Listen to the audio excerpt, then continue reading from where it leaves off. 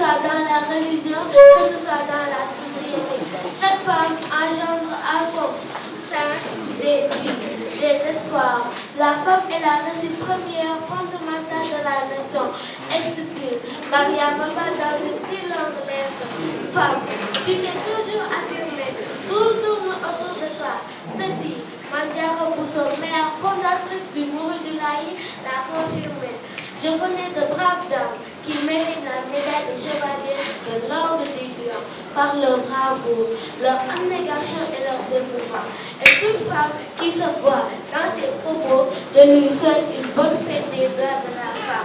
Assurez-vous, monsieur, on ne parle pas d'égalité à votre égard, car nous sommes conscients que nous venons de votre côte gauche. Vous êtes nos protecteurs et nos guides, mais à moyen de leadership féminin existe à travers des actes de grandeur posés par les femmes. C'est un plaisir aujourd'hui. Il y a aussi une très grande surprise, si je peux le dire ainsi, parce que j'ai été surpris de présenter la grande dame, l'incontournable, l'infatigable, mon amie Moutou, celle que je ne peux pas qualifier en fait, de par sa bravoure, de par son engagement, de par le respect que Deïda Baké a envers l'homme, de par la dignité humaine qu'elle incarne en elle, cette grande journaliste.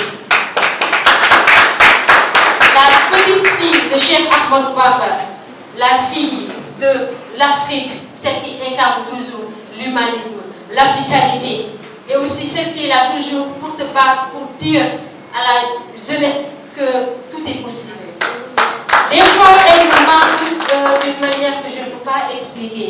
À chaque fois qu'elle me dit Khadija, si yoon wi ñu nekk dina métti dina lëndëm dina bëri ay jam-jam mais dañu xuus yàlla incha allah.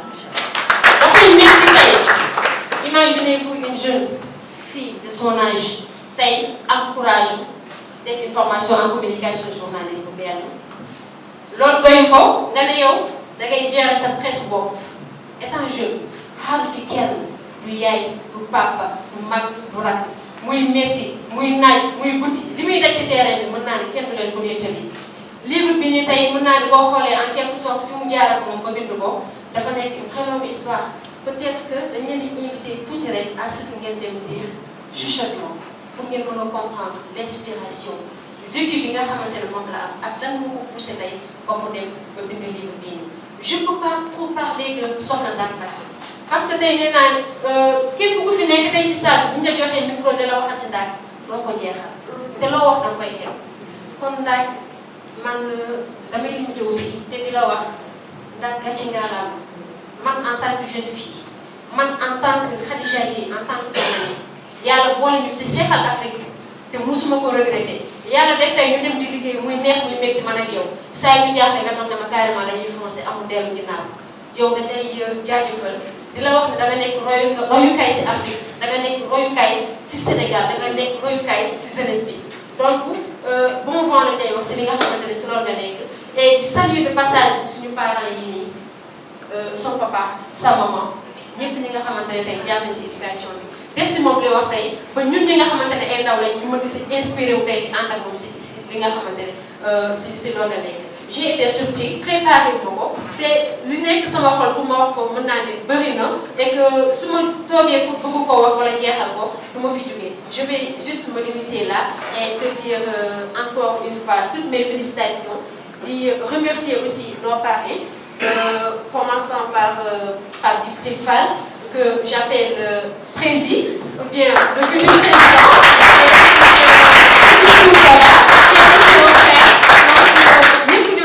tey waa artiste jàpp nañ si liggéey bi ñu leen di jaajëfal di leen wax ne liggéey bi ñun ñëpp a ko bokk te tey jii nii aussi dafa nekk loo xamante ne promouvoir benn jeune talent promouvoir benn jeune boo xamante ne dafa jóg ngir liggéeyal boppam dafa nekk loo xamante ne motivation la si nouvelle génération bi donc lii tey képp koo xamante ne tey jur nga def si sa as benn part rek tu dois que ni da nga war a fier si li nga xamante ne def nga ko tey donc Soxna Ndane Mbacké bon vent si li nga xamante ne si loolu nga nekk di leen souhaiter aussi une très bonne suite si li nga xam ne tey mooy suñu programme bi ñu fi boole di ñaan yàlla di commencé ko si bismillahi rahmani rahim jeexal ko si alhamdulilah rabbil alamin jéego si kàddu gi aussi lu fi baax nga xam ne si coobare suñu borom la lu fi bon aussi si kàddu gi wala mu ñàkk jub aussi ñoo xamante ne aussi si suñu matériel bopp la merci beaucoup te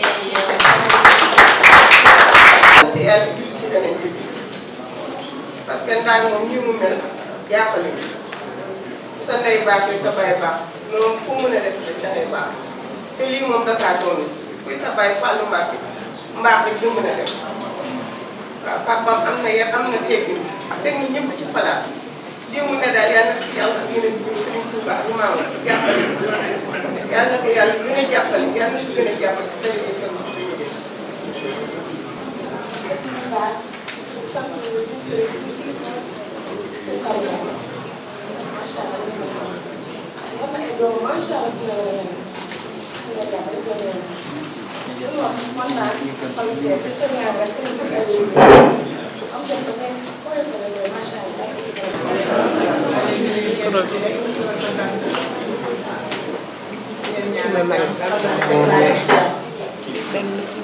ñaan bu baax na ndax ma ne moom mënul wax si mbooloo man tam mën naa wax waaye ma jéem rek macha allah yal na yàlla dafa ko ca nekk ay négrité bi choisir ak kontaan nañ trop c'est ça.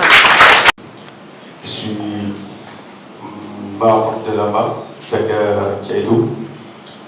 Bon, je vais commencer d'abord par remercier notre modèle. Toutes mes félicitations. Et puis, ce n'est pas du tout facile. Bon, je le sais. Et tous ceux qui vivent aussi de ça. Donc, je les souhaite bon sens. Et félicitations une fois de plus encore. Bon, j'ai voulu certains points que j'ai écrits. Bon, je ne maîtrise pas bien, c'est hier que je l'ai écrit. Bon, je l'écris, je le dis à l'Afrique. Afrique, mon Afrique. Pour toi, mon Afrique. Ô terre de mes racines ancestrales, terre loin enviée dans les archives de l'histoire, terre rangée dans les océans de l'oubliette, toi, terre pourtant remplie de grâce. À toi, j'envoie cette lettre de poésie. Toi, terre à véritable prix, mais sans véritable prix. À toi, terre de l'Afrique, mes regards fixés sur tes souffrances. Sur toi, je garde bien léger, j'implore la clémence de mes ancêtres. Car mes pieds déjà dans le plat de toi, je fonce droit, je réclame ton authenticité. Cheikh Anta Diop a déjà tracé le sommet du supplice de la cible. Ici, tu m'as donné naissance. Ici, tu m'as fait connaître la souffrance. Mais ici, sur ton sort, tu me sers de véritable boussole. Car je suis né africain, je suis né authentique, même si aux antipodes, j'en ai l'apparence. Pour toi, couler de l'art abyssalé, tel un clochard aux abysses salés, à la recherche d'une pitance, mais cloué à sa propre potence, car c'est lui qui se constate totalement bariolé. Si sa propre terre, ses écrits ne semblent guère écouter. Mais les mains à la patte, j'écris, je râle, et le bord de tes valeurs. Un jour seront incursités avec sa verre. Réveille-toi, peuple d'Afrique. Réveille-toi, jeunesse d'Afrique. Le temps est révolu. L'occupation est révolue. Partout, de pleurs et sanglants, des cris de lamentation et de misère. Pourquoi dors-tu dans l'abîme? Je ne veux pas te voir allongé dans un sommeil profond. Je ne veux pas te voir pousser et ne rien entendre. Ce n'est pas le moment de sommeiller. Lève-toi et crie. Lève-toi et crie. Non, et bats-toi. Ne dors pas, frère de sang noir. Ne sois pas mort. Ne sois pas enterré. Ouvre le jeu et regarde ton peuple en détresse. Tends ton oreille et écoute ces émissements. Lève-toi et crie non. Défends ta patrie. Ne sois pas enfermé par la peur de ton cœur. Ne crains pas les voix des maîtres. Lève-toi et crie non. Dis-toi, tu es un descendant des guerriers. Alors, tu dois honorer tes ancêtres. C'est toi l'avenir. Il est temps de savourer. Il est temps car l'occupation est révolue. ASND, le poète Ravel Sassi.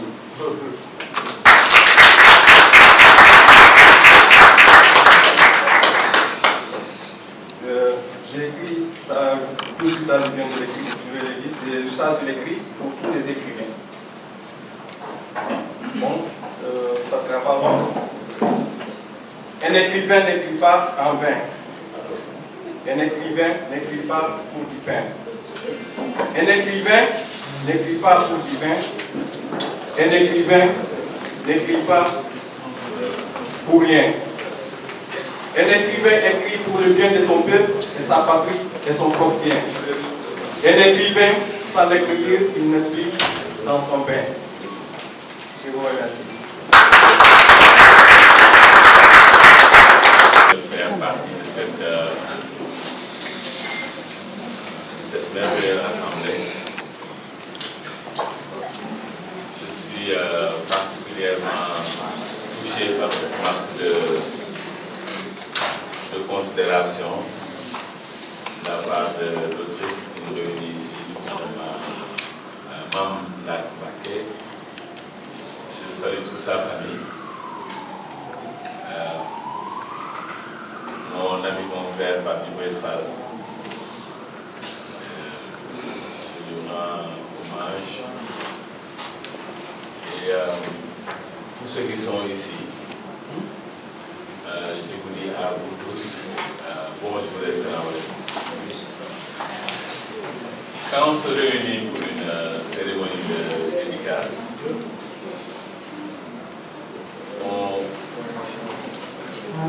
c'est la fête du savoir, mais aussi c'est la fête de la famille, et c'est la fête de l'amitié, c'est la fête du professionnalisme. Toutes ces choses sont réunies ici. Cet ouvrage, c'est un savoir. La famille est là, les amis sont là, les collègues sont là. Cet ensemble-là, savoir, famille, amis et collègues, si on les met ensemble, cela donne une symbiose qui fait pousser des ailes à chaque individu. Ce que Mme Nakbake fait aujourd'hui, produire du savoir, de présenter ça à sa famille, présenter ça à ses amis, présenter ça à ses collègues. Si chaque jeune de ce pays en faisait de même, bientôt le Sénégal décollerait comme on s'en réjouirait tous. Nous devons tous pousser les jeunes, toutes les jeunes filles, à la production de savoir. Serigne Touba, Xaadimu Rasuul, ñu doon wax léegi dafa ni moom Serigne Touba mu ne moom si ñetti mbir rek la yëngu ku nekk leneen yow yaa nekk si mbir moom waaye moom nee na inni ala ilmi wal amali wal adabi yëngu ma dul si xam-xam jëf ak jikko yu baax te nee na ndaw warul yëngu dul si ñaar sàkku xam-xam ak njub te ndaw si ñaar yooyu doon yi sàkku xam-xam saa yu ndaw jógee jëm si xam-xam suñu borom da koy gàttal suñu borom da koy ubbil ay buntam suñu borom da koy yéegati daraja tey daraja la bu mag bu xale bi am Soxna Ndaak xale la si man ndax ba ma koy njëkk a gis war na mën lu mu bon fukki at si ginnaaw soxna si ëpp ko war na ko mu ne gone bi tuuti seen daara bu ñëwoon di fa def benn conférence sa boobu dama ne woon man de journaliste laa bu nekk ak bindkat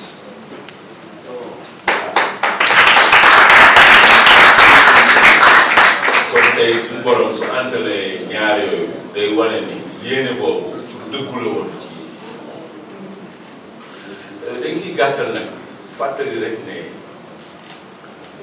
doomu aadama ki ko tax a ñëw si kaw suuf suñu borom la boppam leer nañ yàlla neen dafa bind nit ñi ñu jaamu yàlla dafa jagleel nag doomu aadama loo xam ne yeneen mbindeef yi ñuy gis ñun amuñu ko yàlla dafa def doomu aadama moom si kaw suuf moom mooy créé yi ñuy gis yàlla dafa def doomu aadama su ay njoñam génnee àdduna da leen di gas di suuf loolu yeneen mbindeef ñu ko def yàlla dafa def tam doomu aadama day bind di liir yooyu yeneen mbindeef ñu ko def bind ak liir ñun ñoo ko def ñun rek mosu gis beneen mbindeef si kaw suuf wala si géej gi wala si jaww ji muy bind wala di liir la ñoo ko def kon bind ak liir jagle la ñu suñu borom jox boo xam ne ñu ngi ko war a kañ dañ ko war a màggal kañ ak màggal bind ak liir moo ñu sajale fii tey moo tax gis nga journaliste yi ñëw daal seen i caméra jigéen ñi def seen i sañse kilifa yi ñëw toog kanam yi leer bind ak liir moom Sëriñ Tuubaa Xaadimu Rasuul muy wax ñi maam bind ak liir boobu na suñu ko jox tey ñu bind ba démb rek gouvernement bu Sénégal nee na université bu Touba at mu ne dina ko jox subvention milliard ak genn wàll loolu bind ak liir moo ko sabab koy jeexalee mooy ñun ñëpp nañu fonk xam-xam gën ñu def nee na soo bëggee àdduna da nga wut xam-xam soo bëggee àllaaxira da nga wut xam-xam soo bëggee ñaar ñëpp da nga wut xam-xam réew yi dem si àdduna bi yëpp xam-xam moo leen yóbbu suñuy doom suñuy rakk suñuy jarbaat dañuy xiirtal ñëpp si sàkku xam-xam dañuy xiirtal ñëpp si jël royukaay soxna Ndaak mii xamal leen ne ñoom it dañoo war a bind di indi di teg comme moom ni mu koy defee ñu ngi koy ñaanal suñu borom mu def ko mu doon pour jàmm ak xéwal dimbal ak yërmande di doon benn si escalier yi nga xam ne moom la nar a teg ba yegg fa gën a kawe si wàllu xam-xam loolu doon lu ko jig moom ak ay waajuram ak ay njojam ba keroog loolu di ko indil jàmm àdduna ak alaaxira wasalaamaaleykum wa rahmatulah. Alors, Ndeye Ndack a dit tout à l'heure, on s'est connus vers les années 2010-2011, moi en tant que moniteur de collectivité éducative et Ndeye Ndack en tant qu'enfant qui faisait partie des enfants de Pamecas. On était ensemble à Gambie, en Gambie autant pour moi. Ndeye Ndack était une fille qui était très active, qui ne passait pas inaperçue, turbulente, comme vous l'avez d'ailleurs constaté maintenant. Et quelques années plus tard, on se retrouve sur le terrain pour vivre avec moi une passion que nous avons en commun, qui est ce métier-là. Et c'est une fierté pour moi parce que, comme vous le savez, dans notre métier, nous avons souvent des difficultés, surtout ces temps-ci, avec la précarité qui règne dans les différentes rédactions. Elle a pris son destin en main en mettant en place donc sa plateforme. Et elle est même devenue une source d'inspiration pour nous. Parce qu'après la présentation, disons, la sortie de son livre, qu'elle m'a présenté le 1er mai dernier lors donc, de la présentation également de la revue de l'APS, nous avons organisé une réunion de bureau au sein de la Convention et une décision a été prise. Désormais, nous avons pris la décision d'accompagner tous les reporters qui décident d'écrire. Et ça, c'est grâce à Ndeye Ndack. Et nous allons prendre beaucoup d'exemplaires à l'issue de cette cérémonie. Au minimum, nous allons prendre beaucoup d'exemplaires pour permettre aux reporters de beaucoup lire parce que nous allons bientôt occuper nos bureaux ici au niveau de la maison de la presse et ces livres seront exposés. Et tout à l'heure également, il y a même un étudiant du CESTI qui a écrit un livre. Et c'est grâce à Ndeye Ndack que nous avons pris la décision d'éditer donc entièrement ce livre-là. Tous les frais seront donc pris en charge par la Convention. Comment on s'est rencontrés, parce que pour moi c'est important. Ibrahima Lissafaye m'a donné ses contacts parce que j'avais besoin de mettre en relation des femmes des médias avec le ministère de la Femme.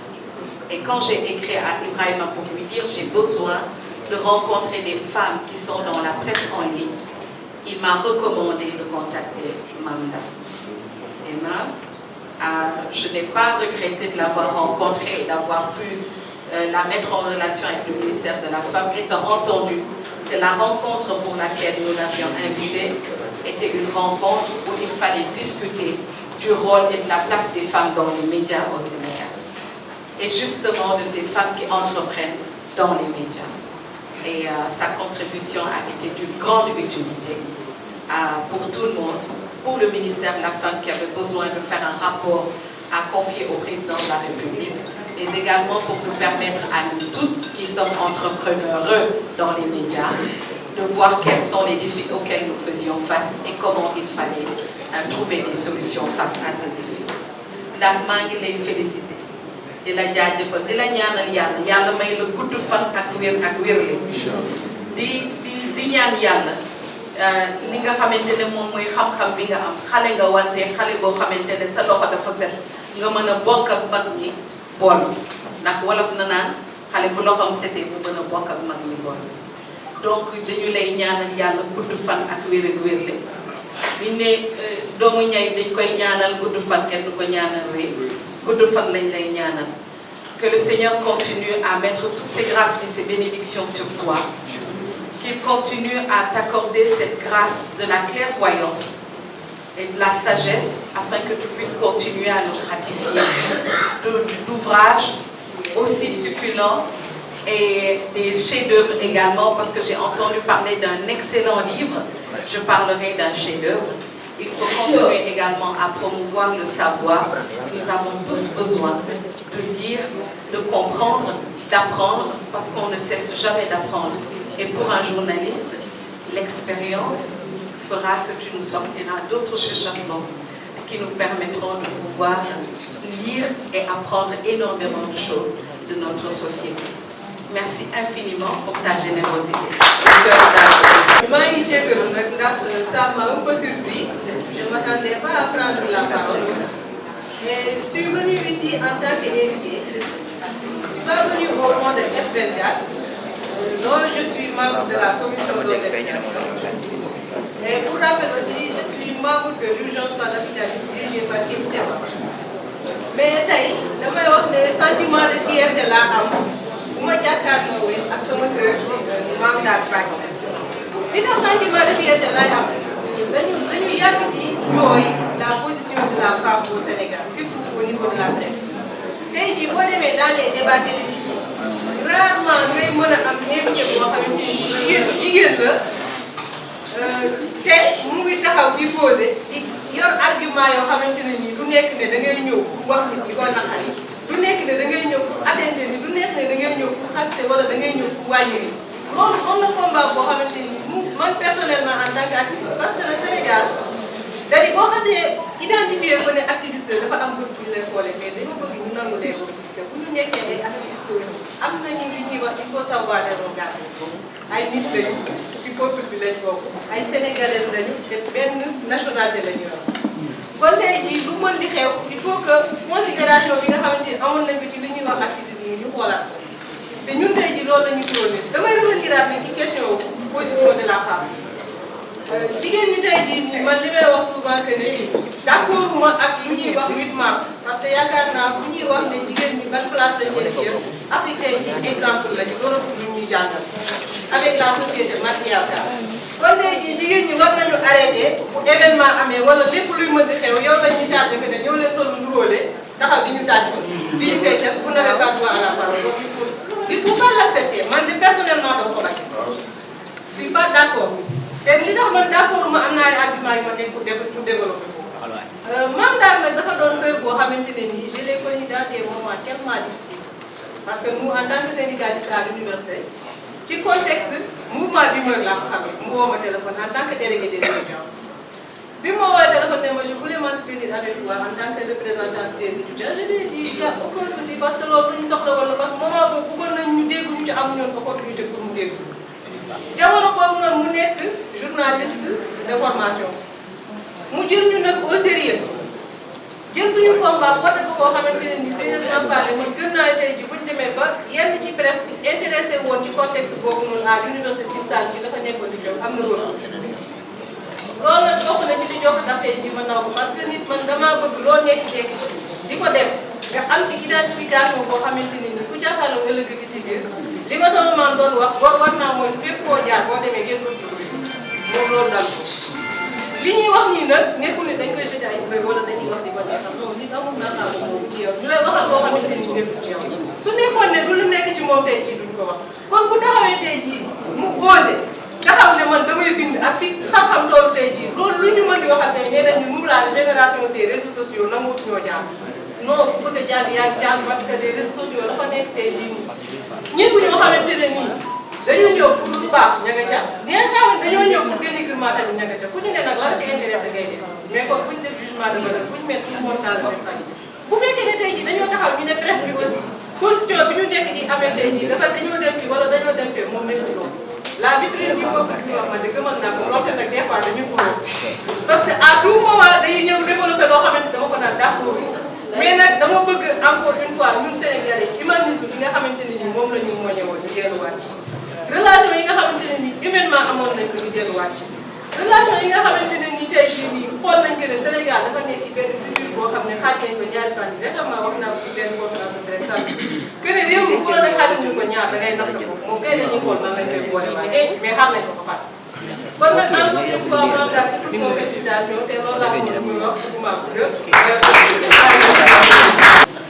di siyaare ñi fi teew ñëpp nag jàppalee ko ci kilifa diine yi teg ko ci loxo Sëriñ Fallou Mbacké mu yóbbaale ci nekk ñëpp di nuyu itam ki nga xam ne moo fi teewal njiitu réew mi mooy Mamadou Sy Toumbouda moom itam mu jot leen ñu ak nuyoo ci njiitu réew mi di nuyu itam Pape Djibril Fall bi nga xamante ne bokk na ci ñi jàllale yor kàddu askan wi ñoom itam ñu ngi ko nuyu mu di ñu jot li suñu kàddu bu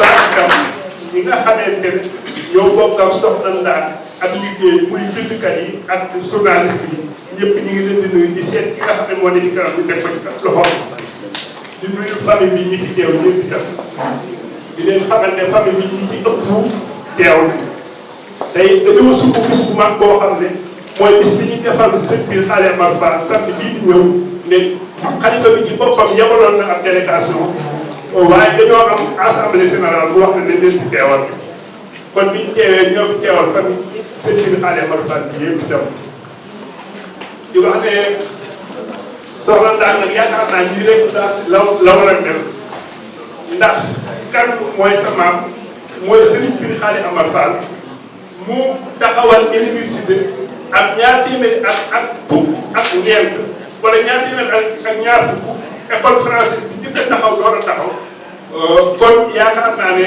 xam-xam la doon mooy deretam xam-xam rek la doon mooy deretam kon ñu ngi koy ndokkeel di ko xamal ne famille yi nga xamante ne yàlla dogal na kenn du tudd ci histoire xam-xam damay leen muy famille Sëñ Biir Xale Amar Fall mu jàngal famille yi fi nekk yëpp itam yàlla boole ko ci famille Mame Matar Ndoumbe boole ko ci famille Cheikh Ahmadou Bamba kon xam-xam mooy deretam mënul a am lu dul nii mu mel ñu xam ko bu baax itam nag ci fullaam ak fonk li mu doon ak bëgg xam-xam kon yàlla na ko yàlla àggale fi mu jëm defal ko tawfeex may ko ba fi mu natt boppam xool nag gis mi ngi gis bu sori waaye fi mu natt yàlla na ko weesu fi mu gis yàlla na ko weesu ndax maamam li may wax nag keroog bi nga xamante ne jàng na ba nekk mu ne ñu yóbbu ko ne dañ koy def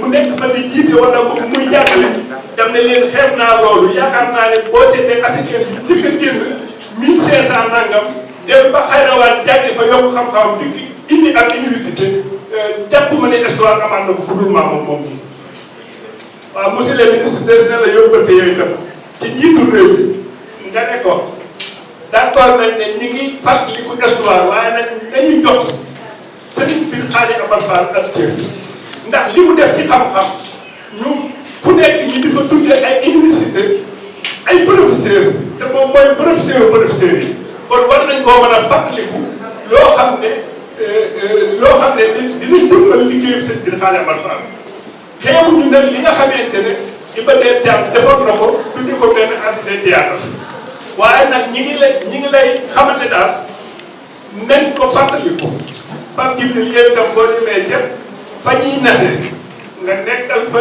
njiitu réew mi bokk itam ci famille bi wax ci sa bopp dina jafe xam nañ ko waaye nga xamal leen ne nañu jox cër ak yelloo gi mu yelloo seen biir Xaali Amar Fall ndax boo mayee koo xam ne boo joxe nit lu moomul am na koo xañ ak xam waaye nag boo joxul nit li mu am itam xañ nga koo ak xam kon loolu itam ñi ngi leen koy kii di sant bu baax ci baax nag di siyaare ñëpp ndax ay moo xam manoon nañoo waxul gën a gudd loolu waaye ñu ngi sant bu baax a baax di ndokkee ñi fi nekk ñëpp di leen jot yi itam mbégteem famille bi dañoo bég ba xamuñu lu ñuy wax maanaam li nekk ci xol yi xajul ci làmmiñ bi ndax mbégte mu fees ndax ni ngeen taxawoo soxla daal ak ni bis bi mel jéggi na dayoo ëpp nañu dem suñu